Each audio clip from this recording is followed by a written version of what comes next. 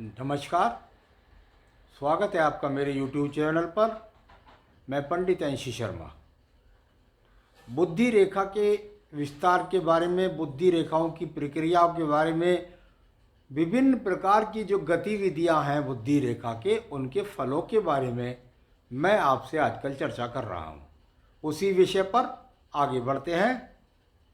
यहाँ पर आज मैं बात करने वाला हूं उस बुद्धि रेखा की जो कि आपने देखी होगी कि गति में आपको इस प्रकार से चलती नजर आती है जैसे कि कोई सर्प चल रहा है। यानी अगर इसकी गति को देखें तो इसकी गति से ही पता चलता है कि इसकी गति बताती है यहां बैलेंस के साथ है, यहाँ डाउन के साथ है, फिर बैलेंस के साथ है, फिर डाउन के साथ है, फिर बैलेंस के साथ है, फिर डाउन। यानी कुल मिलाकर एक सर्प की सी गति हमको महसूस होती है। इसका मतलब व्यक्ति अपनी बुद्धि से स्थिर नहीं है। कभी सही सोचता है, कभी नेगेटिव सोचता है, फिर कुछ समय के लिए सही सोचता है, फिर नेगेटिव हो जाता है। कभी परिवार वाले सही लगते हैं, कभी नहीं लगते। कभी बुद्धि काम करती है, कभी बिल्कुल एकदम ऐसा दिखाई देता है कि कोई पागल है। फिर दिखाई नहीं ऐसा नहीं है भाई, तो जो है कुल मिलाकर कुछ लगता है देखने में कि बुद्धि से ठीक है। यानी अपने आप उसके जीवन के अंदर इतना उतार चढ़ाव होता है।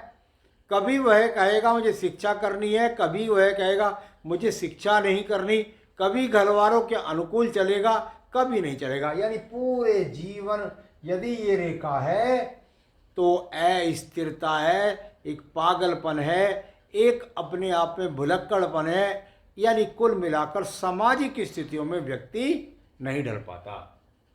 तो ये इस प्रकार की गति को मैंने बताना जरा थोड़ा जरूरी समझा यहाँ पर, क्योंकि आज मैं बता रहा हूं उस गति के बारे में जो गति काफी हाथों में देखने के लिए मिल जाती है। भाई यहां पर हमने देखा कि किसी की जो रेखा है और बुद्धि रेखा शुरू में ही यव का चिन्ह बनाकर चली है और फिर इसके बाद ये बैलेंस में आ गई। यानी आपको लगेगा ये तो एक राइट का चिन्ह है। मैंने आपको बताया कि यदि बुद्धि रेखा शुरू में चलती है और उठ कर के चलती है तो ये एक अच्छी बात है। यानी बृहस्पति के गुणों को लेकर के चलती है। परंतु जब यह यहां पर इस प्रकार से चल सकती है, इस प्रकार से भी चल सकती है।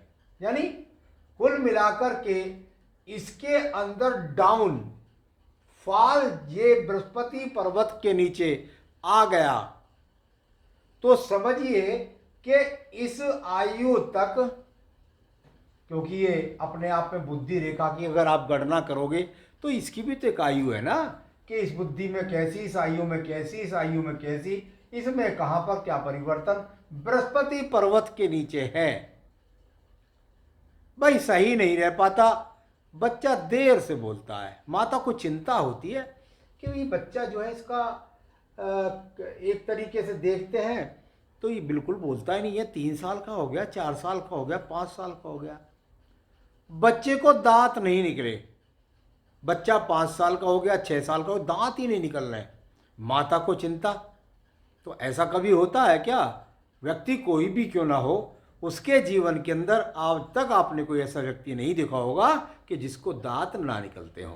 तो कुल मिलाकर विस्मृति किसी भी प्रकार की हो, जो बृहस्पति कारक चीजें हैं, जो भगवान ने शरीर के अंदर अच्छी उन्नति दी है, भावनाएं दी हैं, वो चीजें, क्योंकि यहाँ ये तो नहीं कह सकते कि भाई उसको पिता का सहयोग ना मिलेगा, यहाँ पर ऐसा तो नहीं कह सकते कि उसको धन नहीं मिलेगा, वह भक्ति नहीं करता।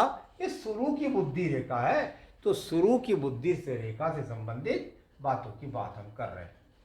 भाई चलिए, ये इस प्रकार से ना होकर के ये बुद्धि रेखा यहाँ से चली है और जाकर के शनि पर्वत के नीचे ये, यानी इसको यदि देखेंगे तो ये बुद्धि रेखा यहाँ से तो सही चल रही है, और यहाँ पर ये बुद्धि रेखा जाकर के और शनि पर्वत में ये इस प्रकार की गति को चलकर फिर आगे चली गई।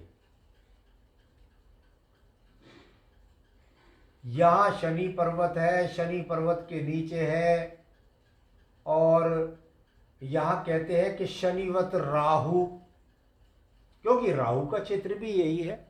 और शनिवत राहु यानी जैसा शनि वैसा राहु, अर्थात व्यक्ति के जीवन के अंदर इस आयु में किसी प्रकार के बड़े गलत निर्णय के कारण अचानक, क्योंकि राहु के नीचे भी है ये शनिवत राहु, अचानक व्यक्ति ने गलत निर्णय लिया जिसके कारण धन हानि का सामना करना पड़ा। गणना कर लीजिए बुद्धि की, यहां पर देख सकते हैं किस आयु में, जिस आयु में यह हुआ उसी आयु में जाकर, क्योंकि बुद्धि रेखा की लंबाई को हमें गुणित करना पड़ेगा। यहां पर शनि कारक यानी कभी कभी देखने में आया अचानक राहु है, एक्सीडेंट करा सकता है, गलत निर्णय ले सकता है, भाषा शैली की गलत गुणित करने के कारण जीवन के अंदर बड़े धन हानि का सामना, बड़े रोग का सामना, बड़ी बुद्धि रोग का सामना, कि एक्सीडेंट के कारण कुछ समय के लिए याददाश्त का चला जाना। और यहाँ पर एक तरीके से कभी कभी तो देखने में आता है व्यक्ति कुल मिलाकर अपने आप को ठगा सा महसूस करता है।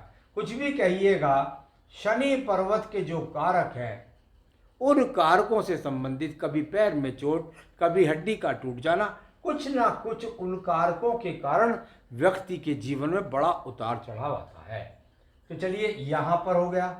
अब यही चीज आपको देखने को मिले कि यह बुद्धि रेखा गई, भाई शनि पर्वत भी पार कर दिया और जाकर सूर्य पर्वत के नीचे जाकर वही चीज आ गई।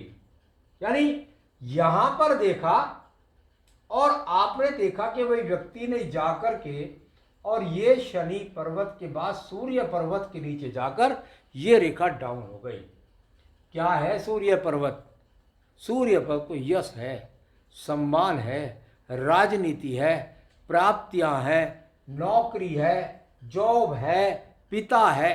बस अगर यहाँ डाउन है तो जरूर जिस एज की गणना कर लीजिए, जिस एज में है भाई उस एज में जाकर, कभी कभी बुद्धि रेखा थोड़ा दूर से चलती है तो उस प्रकार से गणित करना पड़ता है। यह अपने आप में बताता है कि आपको नौकरी के कारण आपकी बुद्धि चली गई, आप बड़े आश्चर्य में पड़ गए, आपको बड़ी कठिन समस्या का सामना करना पड़ गया। कारण नौकरी का किस कारण बना, सूर्य पर्वत को भी देखा जाएगा। वह चिन्ह बना या पिता से संबंधित कोई समस्या आई या कुल मिलाकर के आपकी नौकरी से संबंधित आई, आपकी यश सम्मान कहीं प्रगति जो उम्मीद रख रखी है और बहुत पैसा सारी चीज़ें लगा दी यश सम्मान प्राप्ति करने के लिए या राजनीति में जाने के लिए या इलेक्शन लड़ने के लिए या ऊंची प्राप्ति करने के लिए या बड़े व्यापार के लिए, लेकिन मिला क्या? ये मिला। यानी मानसिक टेंशन और अग्निकारक तत्वों से नुकसान। तो अग्निकारक तत्व जहाँ अग्नि है, जहाँ बिजली है, जहाँ रोशनी है, जहाँ आँख है, तो ये कुछ भी इस तरह की समस्या का सामना यहाँ पर व्यक्ति को करना पड़ता है। आपकी तीसरी स्थिति बहुत कम देखने में मिलती है और वह स्थिति आपको यहाँ से जाकर यहाँ पर और इस प्रकार से दिखाई दी कि यहाँ तो ये राइट का चिन्ह बन गया। भाई यह राइट का सा चिन्ह लग रहा है, देखने में तो ऐसा लग रहा है जैसे ये ऊपर से जाकर के साहसिक कार्यों के द्वारा और बुद्धि से निर्णय लेकर उन्नति प्राप्त करना। इसको थोड़ा सा देखना पड़ेगा, क्या ये यव की स्थिति में है? क्या ये इस प्रकार से जाकर के इस प्रकार से तो नहीं चल रहा है?